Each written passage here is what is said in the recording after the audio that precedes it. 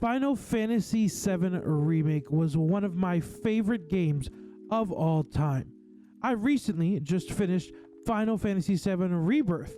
Does it hold up to Final Fantasy VII Remake? Let's talk about that. Hello everybody and welcome to my YouTube channel, or welcome back to my YouTube channel. My name is Luminari and I'm here with another video here on the channel. Today we are going to be talking about Final Fantasy VII Rebirth, and let me tell you, it has taken a long time for me to beat this game. As somebody who has a full-time job and is working probably close to 50 hours a week, Final Fantasy VII Rebirth was a big game for me to complete. And let me tell you, there's great things about the game, and what I really enjoyed about it we will talk about here in a minute. But along with a lot of those good things also came with some bad things as well, and I want to give you my full understanding and review of Final Fantasy VII Rebirth.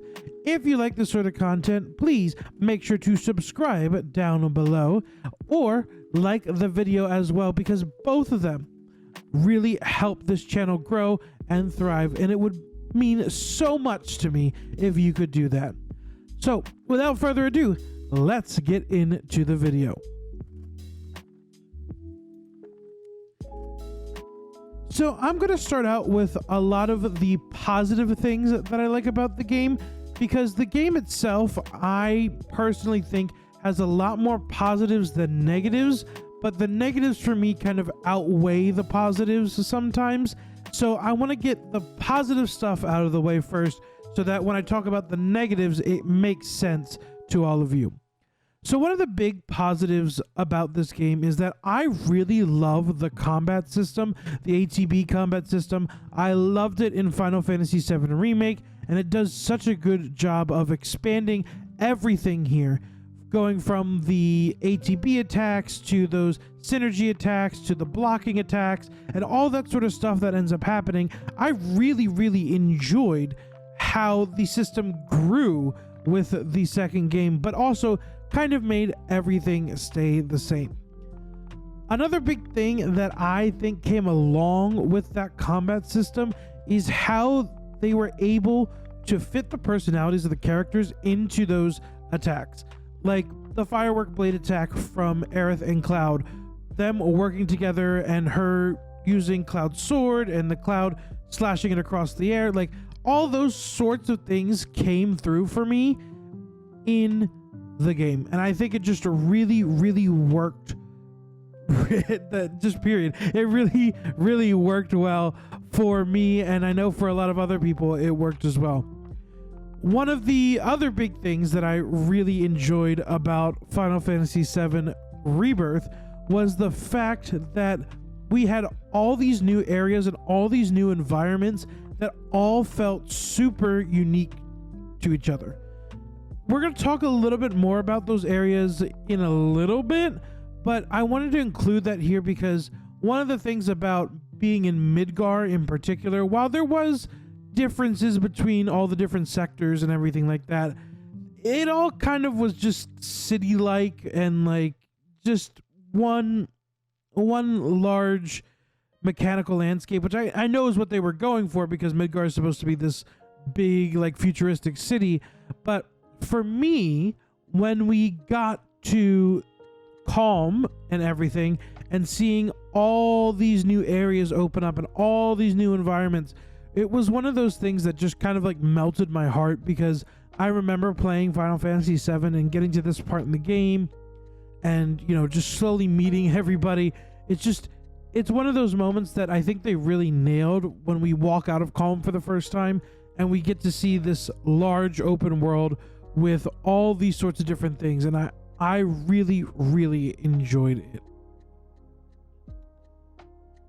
And I'm going to go with my final positive thing here, and it might seem like a weird positive thing because that's what you should be doing in a remake, but I really like how they stuck with the story for the most part. We'll talk about the stuff that I did not like in a few minutes. So, but the most of the story fits into the realm of the original Final Fantasy VII, right? Like the big beats are there. The moments that you expect to happen, like the opening sequence with the reactor and seeing all these cool things that happen that Cloud thinks he's experienced, like Tifa's dad's dying and seeing Tifa and all that sort of stuff. That specifically, I think, hit really, really hard. And I really like how they took some of these moments, like Cloud not figuring out who he was, or is starting to get hints about who he is and how he remembers Zack and all that sort of stuff. I think it works really, really, really well. And those big movement points where we move from one big plot point to another big plot point, I still think they nailed everything there. And I want to include in this the whole Roche sequence, because Roche is a new character to the series, or at least I think he is. But I liked the way that they started him in Final Fantasy VII Remake, and they kept his character all the way through this game, and he actually became like a big thing for Cloud at the near the end of the game.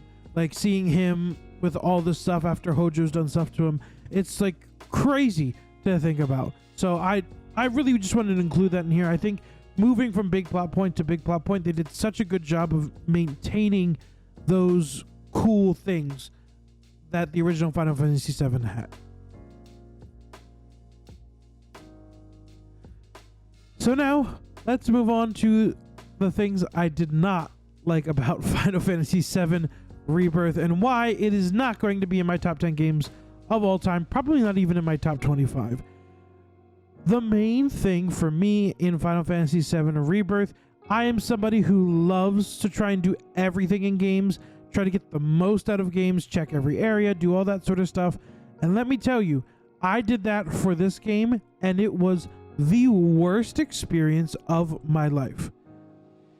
It literally felt like I was slogging through mud half the time when I was trying to do everything that the game had to offer. And you could say, Lumi, that's on you. That's not on us who may have played the game just straight through and not really done any of the side stuff. But to me, in an RPG, particularly Final Fantasy VII, which is one of my favorite games of all time, I wanted to see everything that they had for me in the game. Let me say, the Queen's Blood game was so addicting. I loved it. I beat that quest all the way through, which was super cool. I really, really enjoyed that. But the side quests were also kind of okay. Like, those were really hit or miss for me.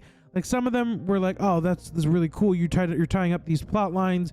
You're doing all these sorts of things. But some of them were just kind of like, ooh, I don't really like that. So that's kind of where I feel with everything, I guess is the way to say it. Like, I feel like there was so much to do, and a lot of it didn't really hit with me. Like, the map exploration stuff was great, getting to see some of these cool enemies, fighting like the King Tonberry in the Junon region was super cool. But like, all in all, it was like 80 something hours I put into this game by the end, because I just kind of gave up. I didn't even do that big pirate quest at the end where we went around and got all those things, because at that point I was like 60, 70 hours in, and I was like, I still need to do the Gilgamesh stuff. I still need to do all these other things. I need to get all the summons and all that sort of stuff. And it was really frustrating for me, because I love Final Fantasy VII as a game, but also at that point, I was just like, I need to finish the story. I really need to finish the story, because I have put like 70 hours into the game at this point, and I want to see what they do with the ending of this game. And it really bothered me, because the stuff really felt like filler near the end, and it really made me upset, because I loved the first game so much because there wasn't that filler. There wasn't all this like extra stuff to do, and I think they really lost it in this game when they started including all these sorts of things. I wouldn't have minded more side quests. I wouldn't have minded just keeping the Queen's Blood in there. I think the problem was when you ran through all these environments and you did all these things and you include the item transmuter, that everything just got so much so quickly, and you feel as if you don't do everything, you're going to miss out on something. That's at least how I felt. Like, if I didn't do all this stuff and I didn't defeat this enemy, then, you know, I would be missing something, or I wouldn't get a reward that could help me in the future, which, as I said, is really frustrating to me, because all in all, at the end of the game, half the stuff I got from doing all that stuff, I really didn't use. I barely used any of it, because that's just how it ended up falling. Like, a lot of the stuff that I got from vendors or finding in the environments or doing story quests, you know, all those stuff was the stuff that I used in order to beat the game, not necessarily the rewards I got for completing every single section of the map. So that's my first big complaint with the game. My second complaint, and I know this is going to make a lot of people upset, which is okay, I despise the way they handled the ending. I understand what they're going for. I've read interviews, and I've waited specifically 2 weeks after I beat the game in order to make this video, because I wanted to sit and just absorb everything about this game, because I love the franchise so much. But I cannot in good faith say that this ending was good. I despise the way that they subverted our expectations with things, and in the end just robbed us of that moment where we just kind of sit and are like, oh no, what just happened? You know, he's back. You know, Sephiroth is back, and he just killed Aerith. You know, from like the original game, I remember sitting there seeing that happen, and it destroyed my heart. You know, like, that was a moment that I will never forget in gaming, is watching Aerith die for the first time, because I was so taken aback that they would ever do something like this in a game. And in this game, it felt like we all kind of knew what was coming, and you could see that when they started doing the whisper stuff, and fate itself is trying to rewrite it, and I was like, oh no. When we got to the ancient city and we started seeing all the whispers again, I was like, oh no. This is like, I got concerned, because I knew they were going to try and pull some tomfoolery on us, that I was like, oh, I hope they don't mess this up. And I feel like they did. I understand what Nomura and his team is going for. I understand the multi-world, like, theory sort of stuff that they're going, like, Zack is in all these, we're seeing all these different universes from where Zack lived, or where he's getting to experience stuff, and that there's a universe where Aerith doesn't die, and there's a universe where, you know, she lives and, you know, becomes like the Aerith god that she's supposed to. There's the original universe where she dies. I understand what he's going for. He's pulling his Kingdom Hearts self out and trying to put it into Final Fantasy VII, and it's not working for me. It is not working at all for me. But I understand why that has so much of a draw to some people. But for me, it just convoluted everything. It made everything more confusing. It took away the moment that I wanted. I either wanted fate to change itself and Cloud actually block Sephiroth's strike, like they teased in the game when he finally was able to stop him, but apparently he didn't in another universe. It just really upsets me, because you either give us the moment where we change history or we change fate and Aerith gets to live and experience the rest of the journey with us, or you keep fate the same and give us the story that, like, Sephiroth is the reason why this game happens, and he is the arbiter of fate, and he is the reason why Aerith has to die. And if she doesn't die, things go wrong. And she could tell you that in that final sequence, you know, where you're fighting Sephiroth in, like, the plane of nothingness or whatever it's called, and she could be like, listen, I had to die because if I don't die, then all this sort of other stuff will happen, so I needed to die. And I would have been fine with that. That would have been okay. The thing I don't like is that they didn't give us a straight up answer. Like, they did. She's dead, but she's not dead. She's dead in one universe and not in another. Like, I don't know. Which is, I think, the really frustrating part for me as a fan of the series. I just wanted that moment. I just wanted that moment to be the moment, and we don't get that moment when we finally get to say goodbye to Aerith. You know, when we put her on the riverboat or the little thing and we kind of send her off into the ancient city, which I think was a great thing in the original game. And I'm really, really mad that we didn't get a moment like that. And they ended up just making Cloud being like, oh my god, Aerith is still here? Aerith, you're right here? That's where I kind of lost it, and I really lost interest in the ending of this game. So that's my personal opinion on the story itself and what I didn't like about specifically the ending of this story. So keep that in mind for the future. If you did enjoy it, I'm glad you did. And knowing Nomura and being a Kingdom Hearts fan, he's going to wrap all this up in a tiny little bow, and you're going to be like, oh, okay, it makes all the sense. But right now, I am just super frustrated with the way that they handled the ending of this game. And my third and final thing that I really struggled with in this game is the difficulty curve that they threw at us, specifically in the Gilgamesh quest.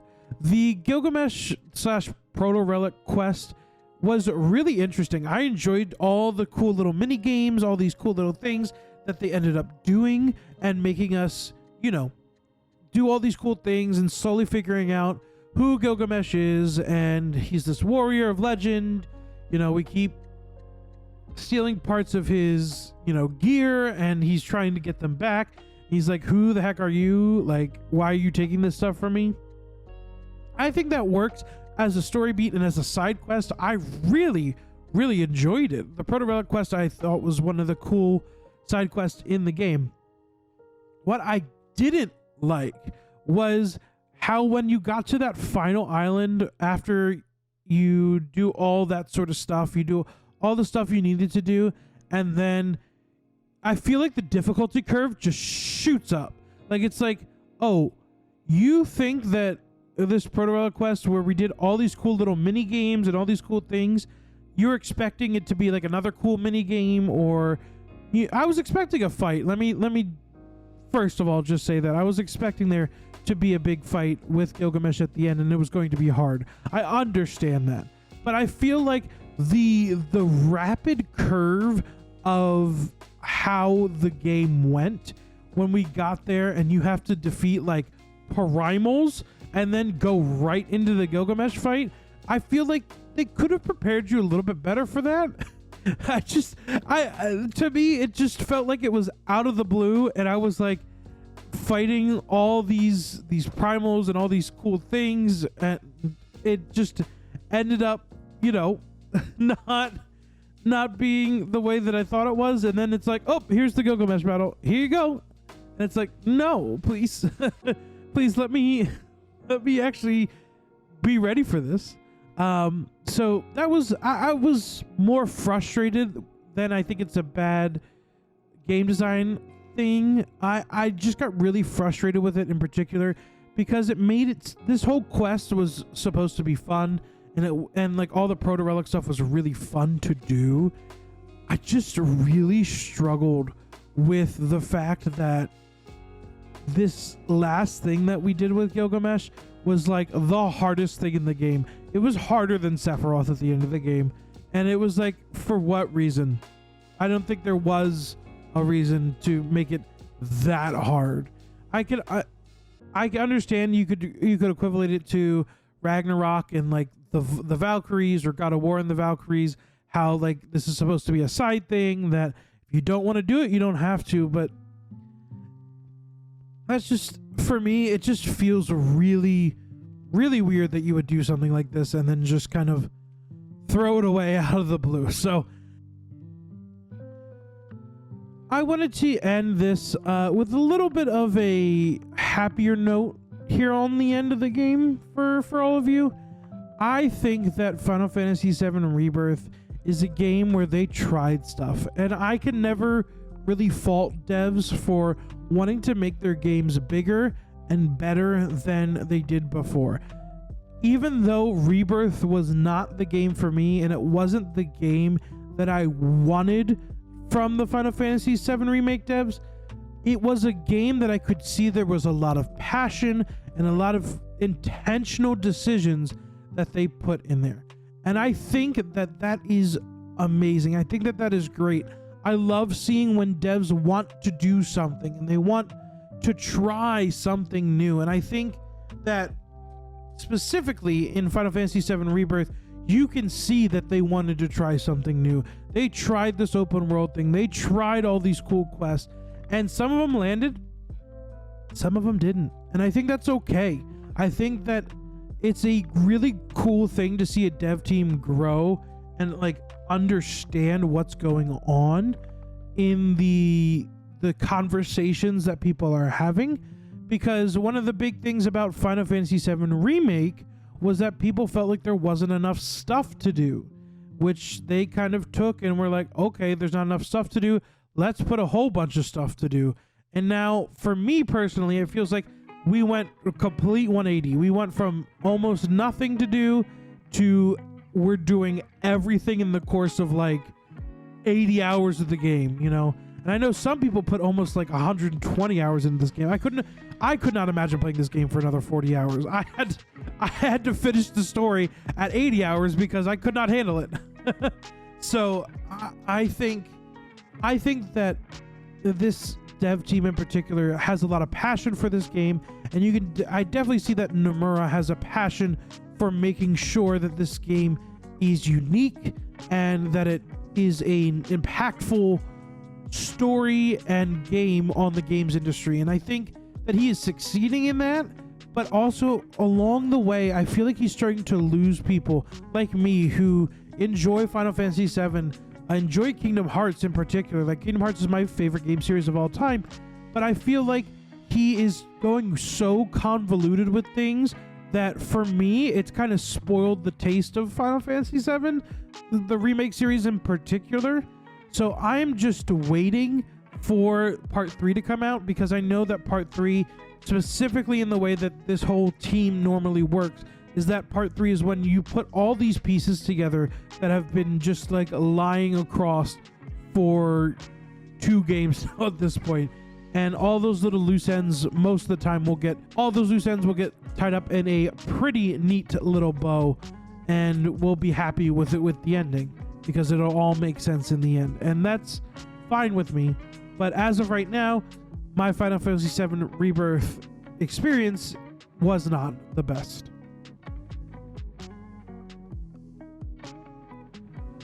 All right, everybody, that kind of wraps up this long-winded video. I was trying to keep it under 15 minutes. That did not end up happening. I don't even think when I'm going to edit this down, it'll be under 20 probably. It'll probably stay about 25, 24 minutes, which is a-okay with me, because I really enjoy talking about this game, because it was such a big part of my life for the past 5-6 months since I've uploaded a video, because I was so focused on this game and making sure that this game was the game that I wanted, and I really wanted to critique it the way that I just did. Because once again, as I said, Final Fantasy VII is one of those games that stuck with me from my childhood, and I really enjoyed Remake, and I thought Remake was such a success for me. It is literally in my top 5 games of all time because I enjoyed it that much. Rebirth in particular just didn't hit that mark for me, and I think that's, once again, as I said, I think that's okay. I think it's okay that it didn't move mountains for me and they took steps back on things, because once again, it gives me more hope for Final Fantasy Remake Part 3 or whatever it's going to be called. No, they can't do Reunion because that's Crisis Core. But anyway, what I'm just trying to say is that I feel like everything is not finished. And I know you're probably like, Lumi, that's exactly why it's only a part 2. but I just really want the story to be wrapped up in a decent fashion, not convoluted like everything else has been up to this point. So here's hoping that Nomura and his team stick the landing on part 3. Overall, I would say if you enjoy Final Fantasy VII and you enjoy open world games, I would certainly give this a try. Do you need to do everything in the game? Absolutely not. That's where I think my problem with the game ended up, was that I did everything and it just was too long to do everything. I feel like if I go back and I just play through the story, maybe do a few little side quests here and there, that would be perfect. You don't need to do all the towers, you don't need to do everything unless you want to. But know that that'll make the game 80 plus hours for you probably. So just keep that in mind if you decide to pick up this game.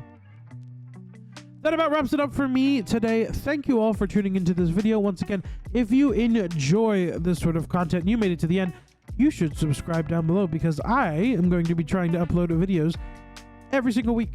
And also drop a like down below as well, and leave a comment.